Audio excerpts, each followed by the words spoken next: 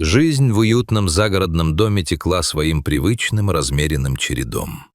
Каждое утро здесь было наполнено стандартными ритуалами, ароматом свежезаваренного кофе, пением птиц в саду и мягкими лучами солнца, пробивающимися сквозь огромные окна столовой. Но ровно до тех пор, пока в этой идиллии не появился танк.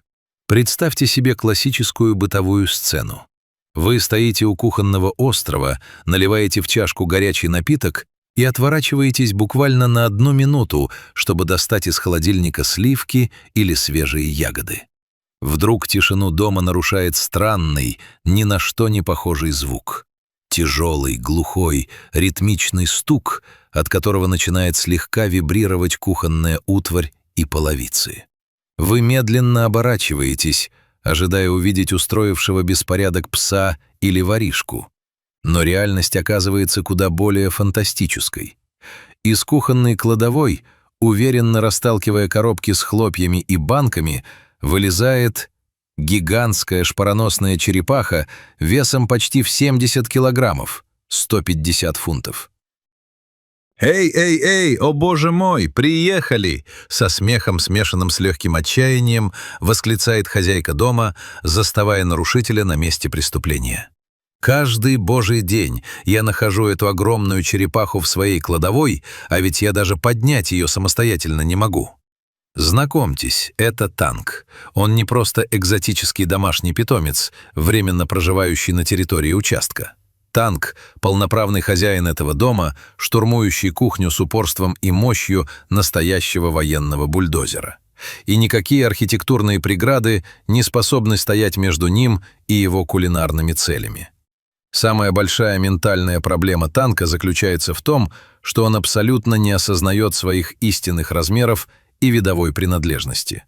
В своем воображении танк — это либо миниатюрный ласковый щенок, либо обычная домашняя собака, имеющая полное и безоговорочное право лежать на мягком ковре в гостиной, дремать у камина и выпрашивать кусочки со стола. Если танк видит хотя бы слегка приоткрытую входную дверь, его внутренний тумблер переключается в режим «вижу цель, не вижу препятствий». Он начинает целеустремленное движение внутрь жилого пространства. «No, no, no, танк! Только не в дом, парень! Пожалуйста, разворачивайся!» Наперебой уговаривают его члены семьи, пытаясь физически перенаправить эту живую скалу. Но развернуть танка — задача не из легких. Черепаха недовольно и громко сопит, упирается мощными когтистыми лапами в паркет и, забавно пятясь назад, упрямо пытается протиснуться мимо косяков и мебели, снося по пути легкие стулья. Если же хозяева проявляют твердость характера и закрывают дверь прямо перед его массивным носом, танк мгновенно превращается в самого обиженного и сварливого динозавра на планете. У него невероятно выразительный характер, и свою обиду он скрывать не станет. В такие моменты за закрытой дверью террасы начинается настоящее представление. Из сада доносятся тяжелые демонстративные шаги. Танк сердито топает вокруг дома, буквально сотрясая землю вокруг фундамента, всем своим видом выражая глубочайший протест против такой несправедливости. Однако гнев этого гиганта также легко сменяется на милость, стоит лишь проявить к нему немного ласки. У танка есть невероятно забавная и трогательная привычка, которую в семье ласково окрестили «бути-дэнс» — танец попой. Когда кто-то из людей подходит к нему во дворе и начинает нежно чесать его панцирь или кожу на стыке щитков, танк замирает от блаженства.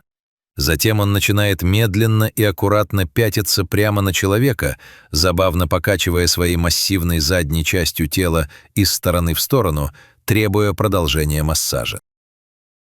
Муж хозяйки часто шутит, наблюдая за этим зрелищем.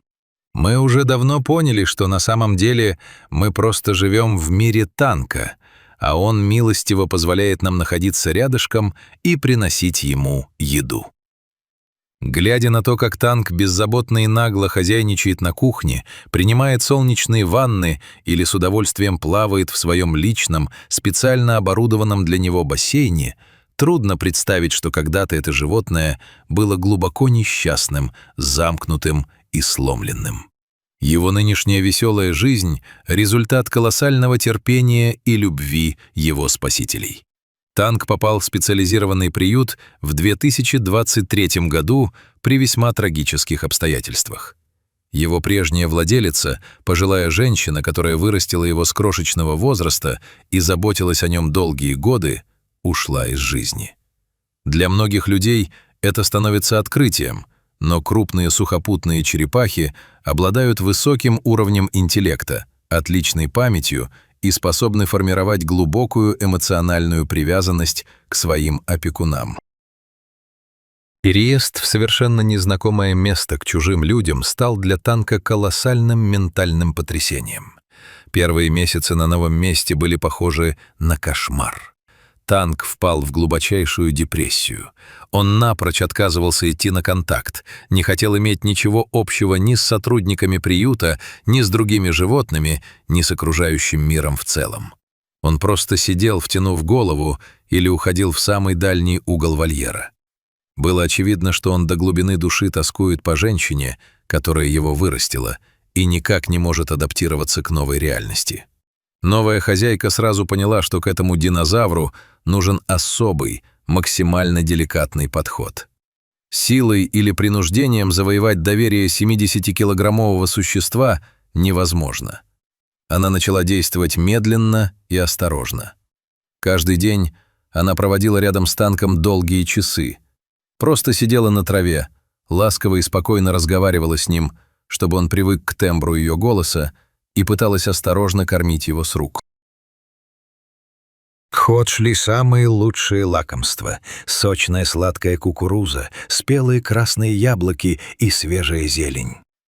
«Пожалуйста, хороший мой, не обижай меня, я желаю тебе только добра», — шептала она, протягивая ему очередной кусочек и внимательно следя за его мощными челюстями, способными легко перекусить ветку. Никто в семье не знал, сколько времени займет эта реабилитация, и сможет ли Танк вообще когда-нибудь снова доверять людям. Процесс исцеления раненой души Танка занял долгие месяцы усердной работы. И вот примерно 1,5 года назад в поведении черепахи произошел тектонический сдвиг, который заставил всю семью плакать от радости. Хозяева вдруг осознали, что Танк больше не прячется. Напротив, он начал активно искать их общество и требовать внимания. С тех пор их быт изменился навсегда. Теперь, если в течение дня вы посмотрите в большие панорамные окна столовой, выходящие на задний двор, вы гарантированно увидите там гигантскую, неподвижную темную тень. Это Танк. Он приходит к окну, утыкается носом в стекло и преданно ждет, когда кто-нибудь из домашних заметит его, выйдет погладить или хотя бы бросит ему половинку сочного, хрустящего огурца.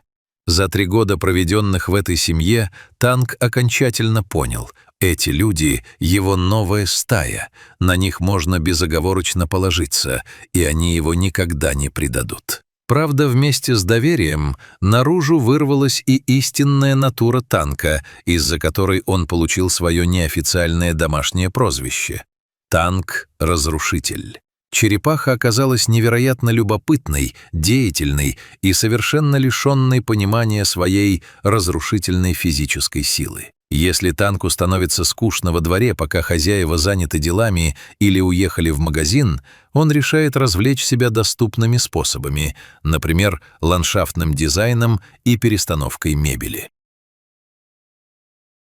Для него не составляет ни малейшего труда навалиться всем телом на тяжелое садовое кресло и передвинуть его в другой конец участка, перевернуть массивный каменный вазон с цветами, потому что тот мешал ему пройти, или устроить проверку на прочность деревянному забору.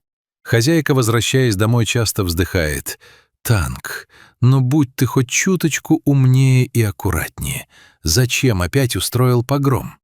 При этом Танк страдает от синдрома упущенной выгоды. Он отчаянно хочет быть частью любого события, происходящего на его территории. Если семья выходит во двор, чтобы активно поиграть в баскетбол, Танк тут же приковыляет на спортивную площадку и попытается вклиниться в процесс. Стоит признать, что у баскетбольного мяча в этой ситуации нет ни единого шанса на выживание. Если мяч падает на землю рядом с Танком, черепаха мгновенно превращает его в личную игрушку и крушит своими сильными лапами. Если же хозяева утомляются и просто присаживаются отдохнуть в кресло на террасе, Танк тут же приползает к ним, протискивается под ноги и укладывается прямо на ботинки, словно огромный сторожевой пес, требуя, чтобы его панцирь использовали как подставку для ног. Сегодня Танк — счастливый, сытый и безмерно любимый член семьи. Все домочадцы делят между собой заботу о нем и испытывают к этому удивительному существу нежные чувства. Его вес уже стремительно приближается к отметке в 90 килограммов, 200 фунтов. Но самое поразительное и пугающее заключается в том, что по биологическим меркам своего вида Танк еще очень молод и далеко не полностью вырос. Впереди у него еще десятилетия роста, и он станет еще больше и тяжелее. К сожалению, Танк относится к категории животных, которых называют non-releasable. Он абсолютно не подлежит выпуску в дикую природу. Рожденный и выращенный в искусственных условиях, он понятия не имеет, как устроен естественный мир. Танк не умеет самостоятельно искать правильную пищу, не знает, как зимовать, как защищаться от хищников или природных катаклизмов. Дикая природа для него — это мгновенная смерть.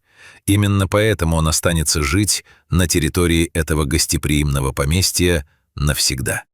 К счастью, этот участок земли и условия в семье идеально подходят для удовлетворения всех потребностей такого гиганта. В финале своей истории хозяйка Танка делится очень важным, глубоким и серьезным посланием, адресованным миллионам людей по всему миру. В зоомагазинах маленькие сухопутные черепашки выглядят невероятно мило.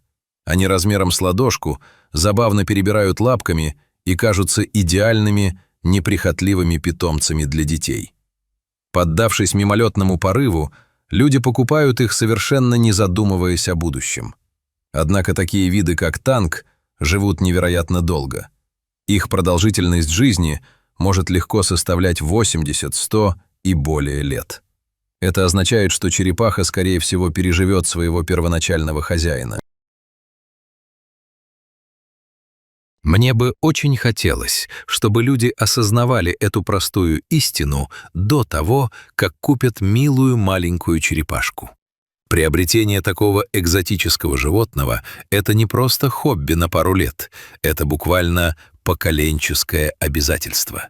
Это долг, который вам придется передать по наследству своим детям или внукам, подчеркивает она. Если вы искренне хотите спасти или завести экзотическое животное, пожалуйста, не совершайте импульсивных покупок. Обязательно свяжитесь с профессиональными биологами, герпетологами и сотрудниками приютов. Проведите масштабное самостоятельное исследование, изучите рацион, ветеринарные нюансы и будущие размеры питомца.